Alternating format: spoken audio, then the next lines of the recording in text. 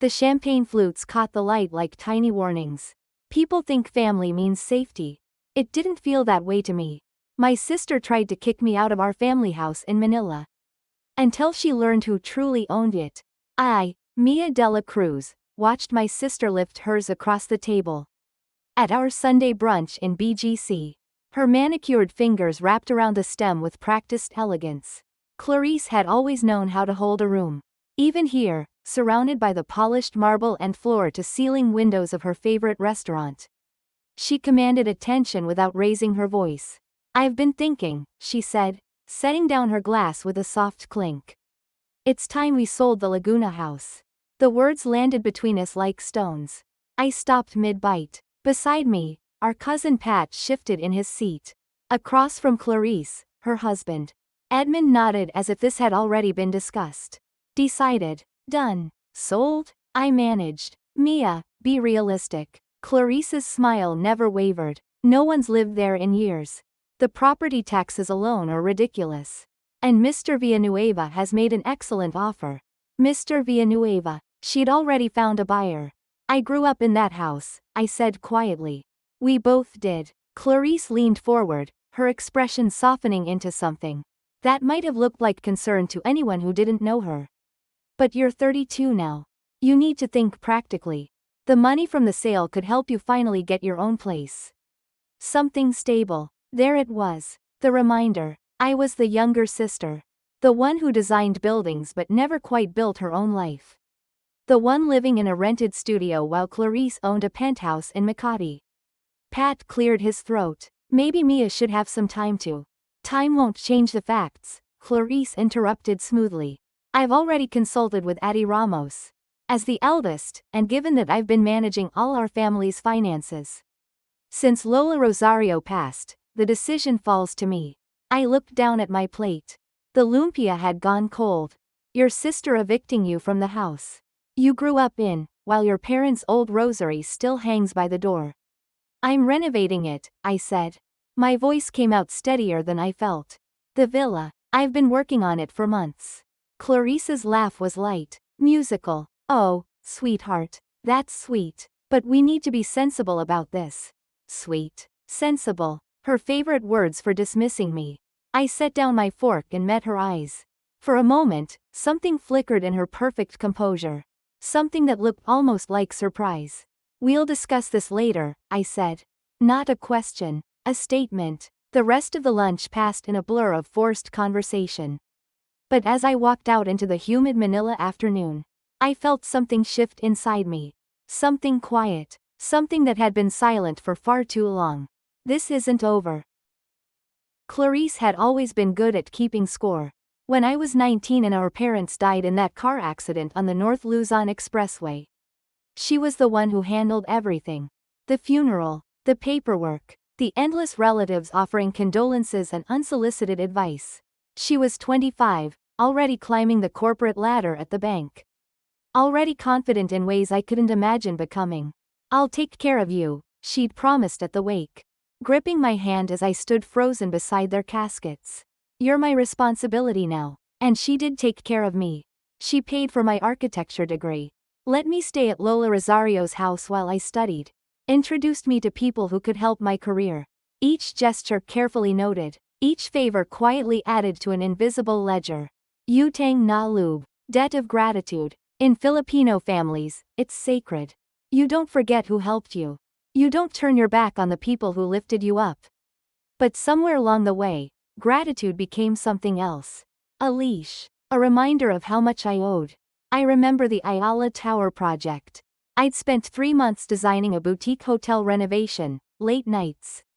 Careful calculations, dozens of revisions. When the client loved it, Clarice had smiled at me across the presentation room. My sister did the groundwork, she'd told them smoothly. But I worked closely with her to refine the vision. Make it market ready. I'd said nothing. What could I say? She had introduced me to the client. She had made the connection possible. The client praised her vision for the next hour. Later, she'd taken me to dinner. Treated me to expensive wine. "You understand, right?" she'd said, squeezing my hand. "In this industry, presentation matters. I was protecting your work. making sure they'd take it seriously. I nodded and told myself she was right. After everything I've done for you became the quiet weapon in every talk. Every decision, every time she called me impractical or naive. Standing in my studio apartment that night after the BGC lunch, staring at the city lights through my window, I finally understood. Gratitude had become a chain, and I'd helped her forge every link. The Laguna Villa smelled like memory and dust. I stood in what used to be Lola's sewing room, late afternoon. Light slanting through the Capiz shell windows. The house was quiet except for the distant sound of construction. I'd hired a contractor to repair the back wall, where water damage had eaten through the old adobe. This was where I'd spent every summer as a child. Where Lola had taught me to see beauty in old things, to understand that what looked broken could be restored. Repair, not replace, she used to say, running her weathered hands over antique wood. That's how you honor what came before. I was measuring the window frames when I heard it. A crack. The sound of something shifting behind the wall. Ma'am Mia. Carlos, my contractor, appeared in the doorway. We found something. Inside the wall cavity. You should see this. My heart stuttered. Behind the damaged panel, nestled in a gap between old wooden beams, was a metal box. Sealed. Covered in years of dust and spider webs. My hands shook as I lifted it out. The metal cold against my palms despite the heat. Inside was an envelope. Thick paper, yellowed with age. My name written on the front in Lola's careful script. Para K Mia. For Mia. I sank onto the old wooden stool. The same one Lola used to sit on while she sewed. The envelope opened with a whisper. Inside documents, property deeds, and a letter in Lola's handwriting. My dearest Mia. Letter unchanged, excellent as is. The paper trembled in my hands. I read it again, and again. The legal documents confirmed it. Title deed, transfer papers, all dated 7 years ago. All legitimate, all mine. I thought of Clarice at that restaurant. Her certainty, her dismissal, as the eldest. The decision falls to me. I folded the letter carefully and pressed it against my chest. Through the window, I could see the mango tree Lola and I had planted when I was 12. Still standing, still growing, still here. For the first time in 13 years, I smiled. The sound carried through the empty room. And the house that had always been mine. For the first time, I wasn't afraid of what Clarice could take. Because I finally knew what was already mine. The sound of her heels on gravel was my only warning. I was in the garden, directing Carlos, as he replaced the rotted balustrade posts, when I heard Clarice's voice cut through the afternoon air. What do you think you're doing? I turned slowly. She stood at the edge of the property, designer sunglasses pushed up into her hair. Her car parked at an aggressive angle behind her. She'd driven out from the city, unannounced. Renovating, I said simply. Without my permission? Carlos glanced between us, uncertain. I gave him a small nod. He retreated toward the back of the house, tools in hand. Clarice crossed the garden in 4 sharp strides. Up close, I could see the tension in her jaw. The way her fingers clenched and unclenched at her sides. This is family property, Mia. You don't just start construction projects on a whim. I've been careful, I said.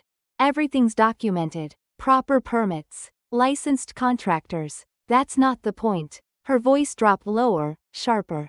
I told you we're selling. Mr. Villanueva is waiting for my call.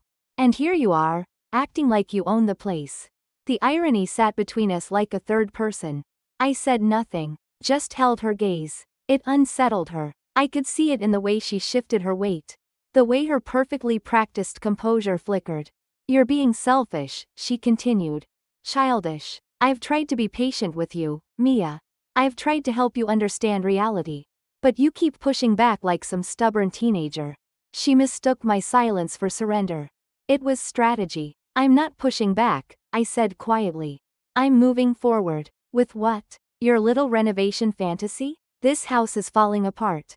It needs someone who can actually take care of it. Someone responsible. Someone like you. Yes. She straightened. Someone like me. I picked up the folder I'd left on the garden table. The one with Lola's documents inside. I held it against my chest, felt the weight of it. The proof. Not yet, not here. Is there anything else, Clarice? Her eyes narrowed. You think you're so clever. Playing the quiet martyr. But I'm not playing games anymore, Mia. I'll resolve this legally if I have to. Auntie Ramos will back me up. You'll see. She turned and walked back to her car, her heels striking the stone path like small declarations of war. I watched her drive away, dust rising in her wake. Carlos emerged from around the corner. Ma'am, everything okay? Everything's fine, I said.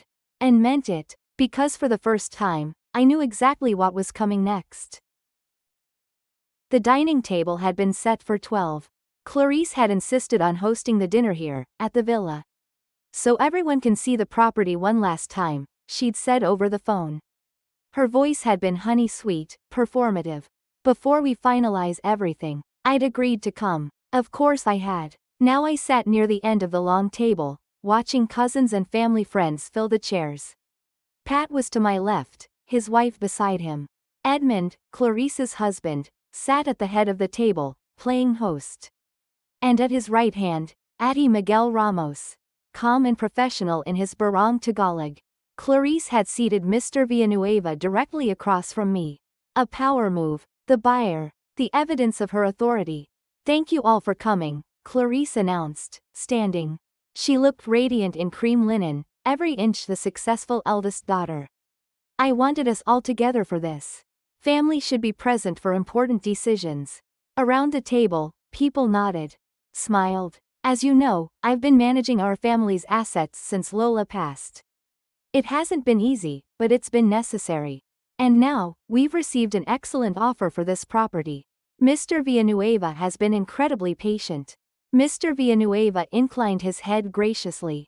But before we can move forward, Clarice continued, her eyes finding mine, we need the house vacant. Mia has been staying here, doing some renovation work, but it's time she moved on. I've arranged for a moving company to help her. Next Friday. The words hung in the air like smoke. Pat shifted beside me. Someone coughed. I set down my water glass. The sound seemed very loud. That's generous, Clarice, I said. My voice was steady, quiet, but I won't need a moving company. She blinked. Mia, we discussed this. You discussed it. I reached into my bag, pulled out the folder. Lola's folder. I listened. The attorney straightened almost imperceptibly. I stood. Walked to where Clarice stood at the head of the table. Placed the folder in front of her. What is this? She asked. Open it. Her fingers trembled slightly as she lifted the cover. I watched her eyes scan the first page. The property deed. Then the second. Lola's letter. Then the transfer documents, stamped and notarized. Certified tax receipts and registry stamps were clipped behind the deed. The color drained from her face. This can't be right. It is. I turned to Auntie Ramos. Isn't it, attorney? He nodded slowly. The documents are legitimate. I handled the transfer myself, 7 years ago, at Lola Rosario's request. The property has been in Ms. Mia de la Cruz's name since she turned 21. The silence that followed was absolute. Mr. Villanueva looked between us, confused. Pat's wife whispered something to him. Edmund stared at his plate. That's impossible, Clarice said. Her voice had gone thin. Lola would have told me. I'm the eldest. I'm the one who managed everything. She wanted you to believe that, I said gently. Because you needed to feel in control. But the house was never yours to sell, Clarice. I looked around the table at my family. At their shocked faces. You can't evict the owner, Clarice. Not from her own home. She sank back into her chair. The folder slipped from her fingers, pages spilling across the white tablecloth like evidence at a trial. No one spoke. No one moved. I picked up my bag and walked toward the door. Mia. It was Pat's voice. I turned. Good for you, he said. I nodded once and stepped out into the Laguna evening, leaving the heavy silence behind me. The garden had never felt so peaceful. I sat on the stone bench beneath the mango tree, listening to the sounds of departure. Car engines starting, voices murmuring goodbyes, the shuffle of uncomfortable families making their exits. Through the window, I could see shadows moving in the dining room. Someone clearing plates, someone else gathering their things. I didn't go back inside. Above me, the stars were beginning to appear. The same stars Lola and I used to watch on summer nights, sitting in this exact spot. She'd tell me stories about her mother, about women who'd built homes with their own hands, who'd raised families in the quiet spaces between wars and storms.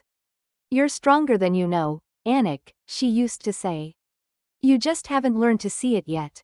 I saw it now. Footsteps on the path. I didn't turn. "They're gone." Pat's voice. He sat down beside me. "Except Clarice. She's still inside." "I know. She looks small," I finished. He nodded. We sat in silence for a moment. Then he asked, "How long have you known about the house?" "Since yesterday." "And you didn't tell anyone?" "I told Ati Ramos. Asked him to come tonight." Pat laughed quietly. "You planned this." I waited for the right moment. "She's humiliated, Mia. In front of everyone." I thought about that. About Clarice's face as she read Lola's letter. About the way her hands had shaken. "She humiliated me for 13 years, I said. Not angry. Just factual. In front of clients. In front of family. Every time she took credit for my work. Every time she reminded me I owed her. I know. I didn't do this for revenge, Pat. I know that too." He stood. "But she won't see it that way. Not for a while." He was right. Inside the house, a door closed. Moments later, Clarice appeared at the edge of the garden. She stood there, backlit by the house lights, looking out at where I sat. She didn't approach, didn't call out, just stood there for a long moment. Then she walked to her car and drove away. For the first time, I didn't need to explain myself. The truth spoke louder. I stayed in the garden until the night deepened around me, until the house behind me glowed warm against the dark. My house. My inheritance. My choice. I remembered being 12 years old, watching Clarice win a debate competition at school. How proud I'd been of her. How I'd thought, one day, I want to be just like her. I didn't want that anymore. I wanted to be exactly like myself. 6 weeks later, the house looked alive again. The walls had been repaired. The Capiz windows restored. The garden replanted with sampaguita and roses, the way Lola used to keep it. But the biggest change was the sala, the old living room, now transformed into something new. A workshop space, long tables, art supplies, drafting boards. Twice a week, children from the barangay came for free architecture and art classes. I taught them to see beauty in old structures. To understand that design was about honoring what existed while imagining what could be. Like this, Ma'am Mia? A girl named Isabel held up her sketch. A simple house with wide windows and a garden. Perfect, I said. Now tell me why you designed it this way. She thought carefully. Because houses should have light. And plants. And space to breathe. Exactly right. Through the window, I saw a car pull up. Black. Familiar. Clarice. I hadn't seen her since the dinner. She'd sent a single text 2 days later. "I need time." I'd replied, "Take all you need." Now she stood at the gate, looking uncertain in a way I'd never seen before. I met her at the door. "Hi," she said. "Hi." I didn't know if I should call first. "It's okay." We stood there awkwardly. Behind me, I could hear the children laughing, comparing their drawings. "You're teaching," Clarice observed. "Twice a week. It's good. Fulfilling." She nodded, looked around. "The house looks beautiful. You did an amazing job." "Thank you." Another pause. Then, quietly, "I'm sorry, Mia." The words fell between us. "I don't expect you to forgive me," she continued. "I don't think I've even forgiven myself. But I needed to say it. I was wrong. About so many things." I studied her face. She looked tired, older, but maybe more real than I'd ever seen her. "Why did you do it?" I asked. "All those years. Why did you need to control everything?" She closed her eyes. "Because I was terrified. After Mama and Papa died, I thought if I wasn't in control, everything would fall apart. And you were so young, so vulnerable. I told myself I was protecting you. But somewhere along the way, protecting you became controlling you. And taking credit for my work? That was pure insecurity." She smiled bitterly. "I saw how talented you were. How naturally it came to you. And I felt like I had to prove I was still valuable. Still necessary." "You were necessary, Clarice." As my sister, not as my manager. She nodded, wiped at her eyes quickly. I don't know if we can fix this. I don't know either, I admitted. But maybe we don't have to fix it. Maybe we just have to start over. Differently. Can we do that? Maybe. Slowly, she glanced past me at the workshop. Lola would have loved this. What you're doing here, she would have. She always saw you more clearly than I did. She saw both of us clearly, I said. She just knew I needed the house more than you did. You had already built your life. I was still trying to find mine. Clarice smiled, sad but genuine. Did you find it? I looked back at the house, at the children working at their tables, at the restored walls and the light streaming through old windows. I'm finding it, I said. Every day. She turned to leave, then paused. Thank you, Mia, for not being cruel, when you had every right to be. Revenge fades, Clarice. But justice can rebuild walls stronger than before. She nodded, and I could see she understood. I watched her drive away, but this time it felt different. Not an ending, not quite a beginning, something in between. Later that evening, after the children had gone home and the workshop was quiet, I walked through the empty rooms. Each one felt like a promise kept. To Lola, to myself, the house was never just wood and stone. It was proof that I'd survived. That I'd found my ground. That I'd learned to stand on it. I walked out to the garden, to the mango tree, and looked up at the evening sky. Thank you, Lola, I thought. For knowing who I would become before I did. Because the house was never just a house. It was proof that I had finally come home to myself. To everyone watching from the Philippines, thank you for being part of our stories. If you're watching from the Philippines, drop a Philippines flag in the comments. I'd love to see where you're from.